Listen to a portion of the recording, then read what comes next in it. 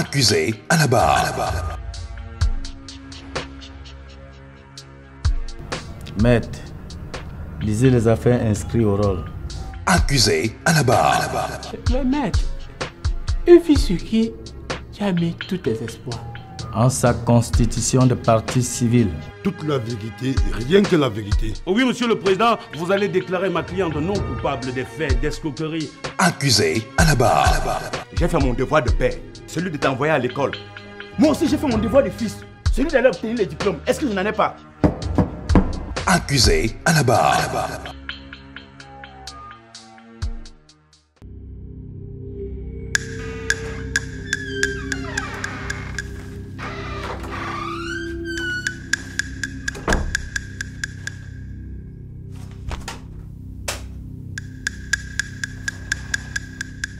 Qu'est-ce qui ne va pas, ma fille?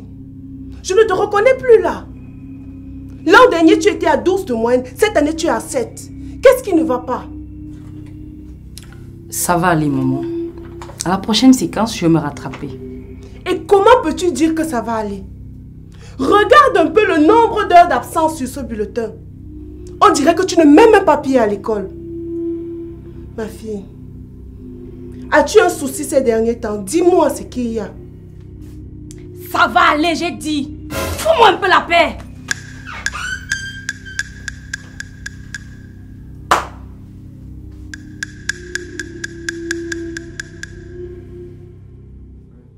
Je déclare ouverte l'audience de ce jour. Maître, lisez les affaires inscrites au rôle. Affaires ministère public et Soko Marie. Présente. Contre Ndoumbe Pépé. Présent. Corruption de jeunesse.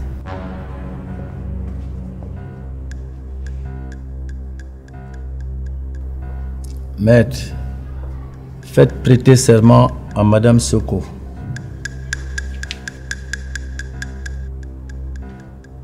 Madame Soko Marie, levez la main, doit te répéter après moi. Je jure de dire la vérité, toute la vérité, rien que la vérité. Je jure de dire la vérité, toute la vérité et rien que la vérité. Monsieur le Président, le serment est reçu. Maître Luc, vous avez votre cliente pour examination in chief. Merci, monsieur le président. Madame, qu'est-ce que vous reprochez à monsieur Pépé Ndoumbe?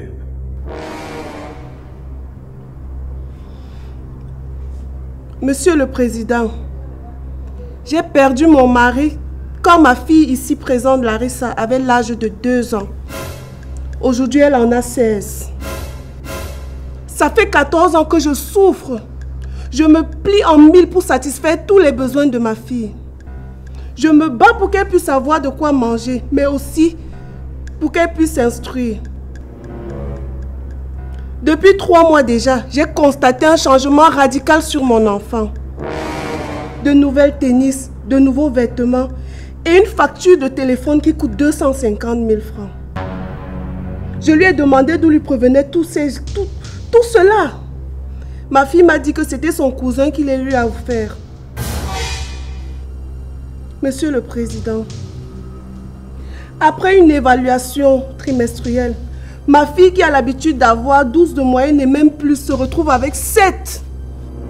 Et quand je la réprimande, elle me dit qu'elle va se rattraper à l'évaluation prochaine. Les heures d'entrée et de sortie de ma fille ont complètement changé. Madame Soko Marie, vous avez dit que vous êtes veuve depuis 14 ans, n'est-ce pas? Oui, c'est ça, maître. Et depuis 14 ans, qu'est-ce que vous faites comme activité pour subvenir aux besoins de votre fille? Maître, je vends les beignets haricots bouillis. Et qui vous aide à éduquer votre fille, ou bien à subvenir à ses besoins? Seule. Je me bats toute seule pour subvenir aux besoins de ma fille. Merci, monsieur le président.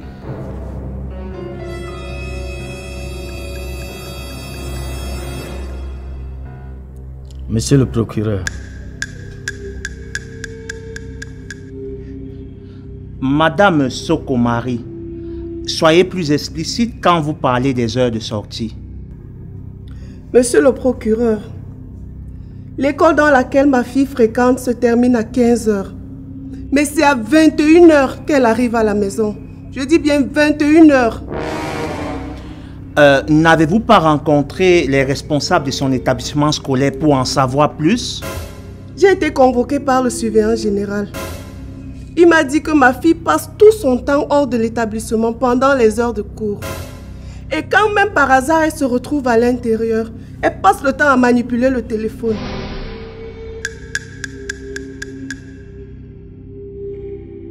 Et ça, qu'est-ce que c'est?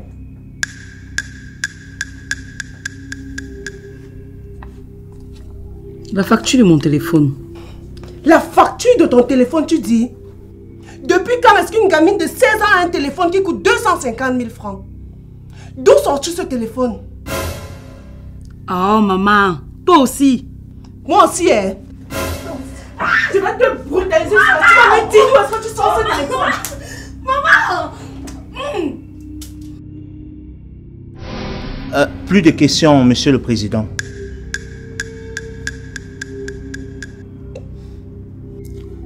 Mademoiselle Soko Larissa. Présente. Devant la barre.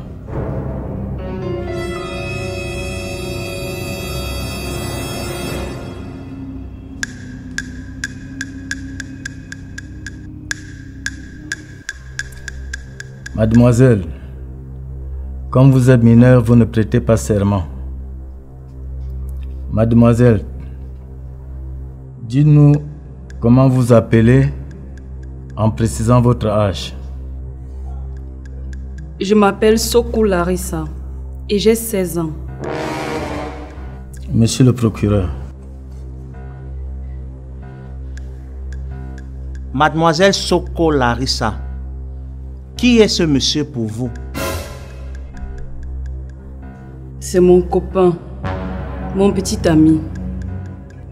Mademoiselle, dites-nous, quelle classe faites-vous? Je fais la classe de seconde littérature. Expliquez comment vous avez fait pour rencontrer ce monsieur. Un jour, alors que je rentrais des classes, je marchais comme d'habitude. J'ai entendu le ronflement d'une voiture. Et ce monsieur au volant a klaxonné. Puis il a baissé sa vitre. Et je ne me suis pas arrêtée, car j'avais très peur. Il était dans une voiture tellement luxueuse, avec des vitres fumées. Mais le lendemain, à la sortie, j'ai trouvé le même véhicule garé devant le portail de mon lycée. Il m'a suivi à plus de 100 mètres environ, a baissé la vitre de sa voiture et m'a supplié qu'il avait besoin d'un renseignement. Il m'a tellement supplié de monter que j'ai fini par le faire. Plus de questions, Monsieur le Président. Maître Luc. Merci, Monsieur le Président. Mademoiselle Soko Larissa, une fois dans la voiture, quel type de renseignement voulait-il? Il a commencé à me dire que j'étais très jolie, très mignonne et surtout très belle. Ah, d'accord. Vous êtes très belle, très mignonne. C'était ça son renseignement.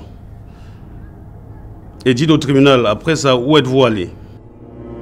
Il m'a remis une grosse somme d'argent et m'a déposé devant la maison.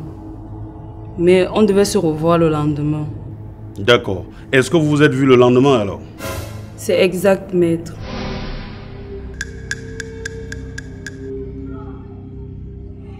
Choupinette, tu dois cesser d'écouter des racontars. Des hommes âgés ont fait ceci, ils ont fait cela. Est-ce que depuis qu'on est ensemble, toi et moi, tu n'es pas heureuse? Si, mon pépé de bonheur, mon flasheur de désir. Et alors?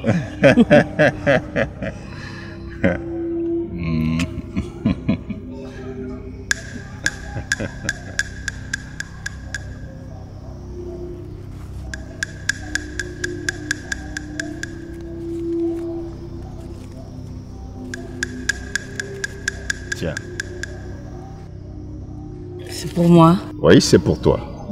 C'est pour ton taxi. Juste pour le taxi. Oui. Oh, oh, merci chou. Merci mon pépé. Merci.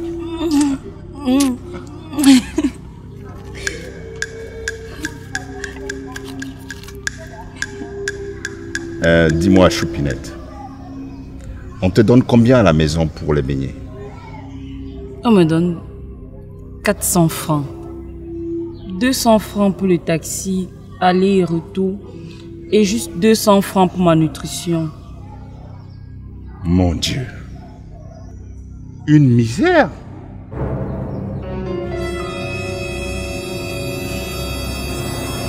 Ok. À compter d'aujourd'hui, tout va changer. D'accord? Je vais te donner 150 000 francs chaque fin du mois pour tes poches. 150 000 francs. Oui. Juste pour moi. Oui. Tous les mois. Oui. Oh non, je suis trop contente.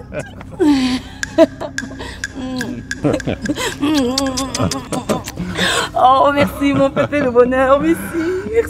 Choupinette. Je suis trop contente. 150 000 francs. Accusé à la barre. Mademoiselle Soko Larissa, dans votre bulletin, vous avez 86 heures d'absence. Ça veut dire que vous êtes proche de l'exclusion. Dites au tribunal, vous n'êtes pas régulièrement en classe. Vous êtes où? Mon pépé avait dit que je dois toujours être disponible pour lui. Donc, quand je suis en classe et qu'il m'envoie un message, je dois aller le rejoindre sur le champ. Son pépé avait dit que elle devait toujours être disponible pour lui, monsieur le président. Alors, lorsqu'il y a un petit message, elle se retrouve disponible pour son pépé. Merci, votre honneur. Maître, faites prêter serment à monsieur Ndoumbe.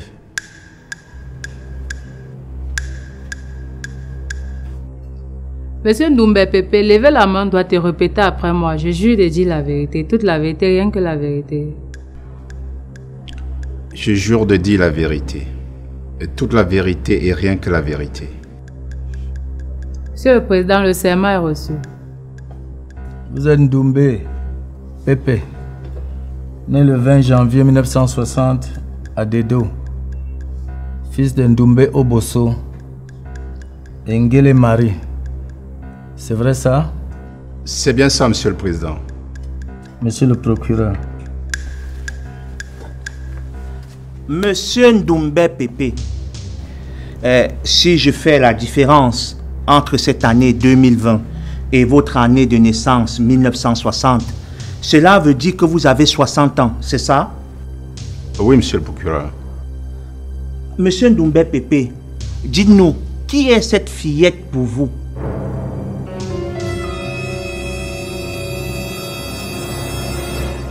C'est ma petite amie. Plus de questions, monsieur le Président.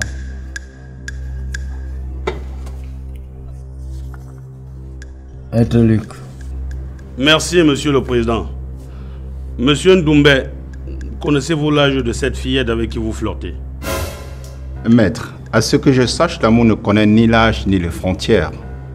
Ce qui est important, c'est l'amour qui existe entre nous. Dites au tribunal, est-ce que vous êtes marié? Bien sûr, maître. J'ai 5 femmes et mon dernier enfant a 26 ans. Vous êtes polygame de 5 femmes, n'est-ce pas?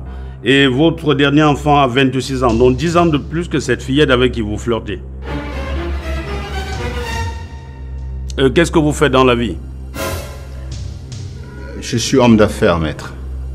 Et comme j'ai travaillé longtemps sans prendre de repos, j'ai pris dernièrement 6 mois pour bien me reposer. Non, vous n'êtes pas en repos. Vous avez un nouveau travail, cette fillette.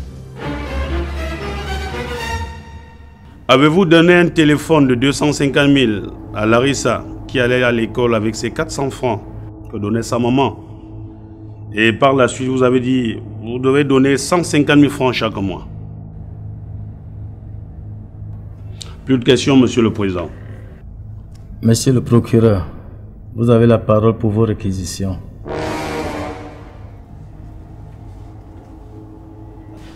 Merci, Monsieur le Président.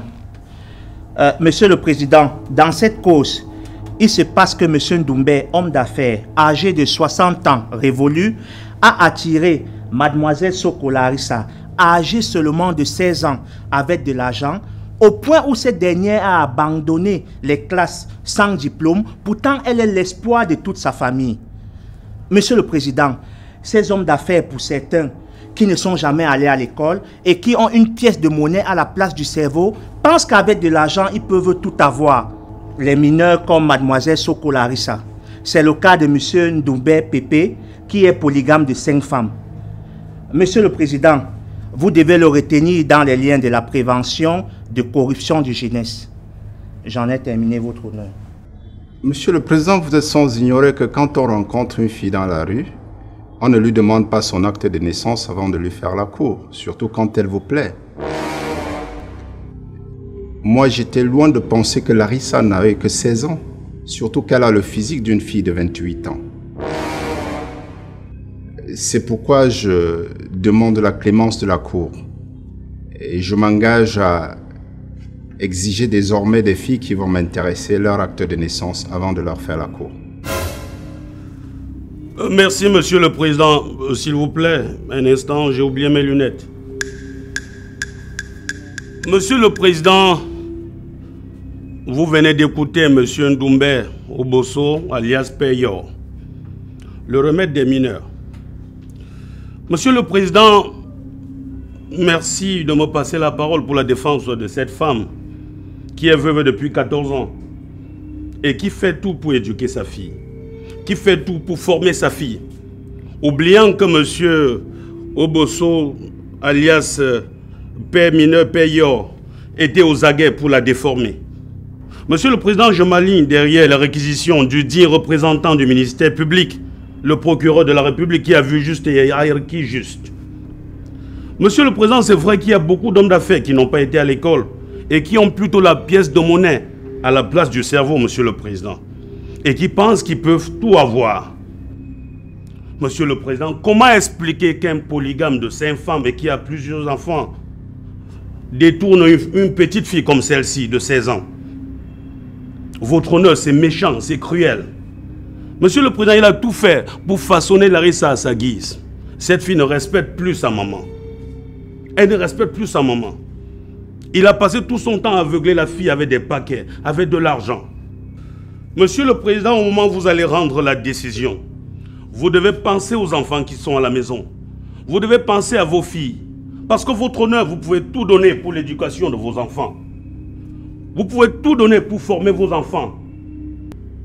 Mais que les gens comme M. Ndoumbe Obosso, oui, qui n'aiment pas voir les petites filles, vont tout faire pour les déformer. Votre honneur, voilà une femme qui fait son activité de beignet haricots bouillis pour que sa fille parte à l'école, pour éduquer son enfant. Mais un monsieur comme celui-ci fait tout pour la détourner. Ouais, cette fille qui était l'espoir de sa famille, Monsieur le Président. Votre honneur, vous devez condamner ce monsieur à la peine maximale pour que ça serve de leçon à plusieurs Ndoumbe Obosso qui rôdent autour de nos filles, Monsieur le Président. Monsieur Ndoumbe Obosso est un danger pour cette République. Oui, Monsieur le Président. Merci. Le tribunal, statuant publiquement et contradictoirement à l'égard des parties en matière pénale et en premier ressort, déclare Ndoumbe Pépé coupable de corruption de jeunesse, fait prévu et réprimé par l'article 344 du Code pénal, l'admet au bénéfice des circonstances atténuantes du fait de sa bonne conduite durant le procès, le condamne à 6 mois avec sursis pendant 3 ans, reçoit la plaignante en sa constitution de partie civile et lui dit partiellement fondée. Condamne M. Ndoumbe à payer la somme de 1 million de francs CFA à titre de dommages et intérêts. L'audience est levée.